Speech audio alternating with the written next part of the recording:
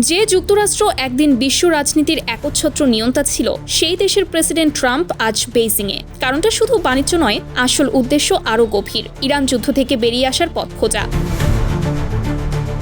Iran যুদ্ধ এখন যুক্তরাষ্ট্রের জন্য রাজনৈতিক গলার কাটা। মধ্যবর্তী নির্বাচন সামনে, ভোটাররা ক্লান্ত, অর্থনৈতিক চাপ বাড়ছে। ট্রাম্পের জন্য এখন সবচেয়ে জরুরি যুদ্ধ শুরু করার পাশাপাশি থামানোর ক্ষমতাও আছে এই বার্তাটি দেওয়া। আর এখানেই চীনের গুরুত্ব।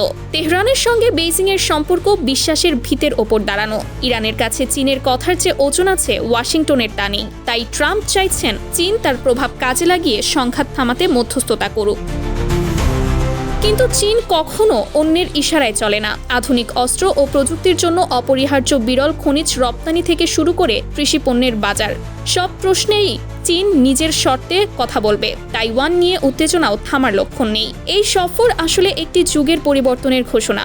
বিশ্ব এখন আর এককেন্দ্রিক নয়, বড় শক্তিগুলোকে পরস্পরের সঙ্গে সমঝোতা করেই পথ চলতে হচ্ছে। প্রশ্ন একটাই, দুই পরাশক্তি কি নিজেদের স্বার্থের ঊর্ধ্বে উঠে বিশ্বকে একটু স্থিতিশীলতা উপহার দিতে পারবে? Sumaiya Snigdha, news desk, daily our Bangladesh.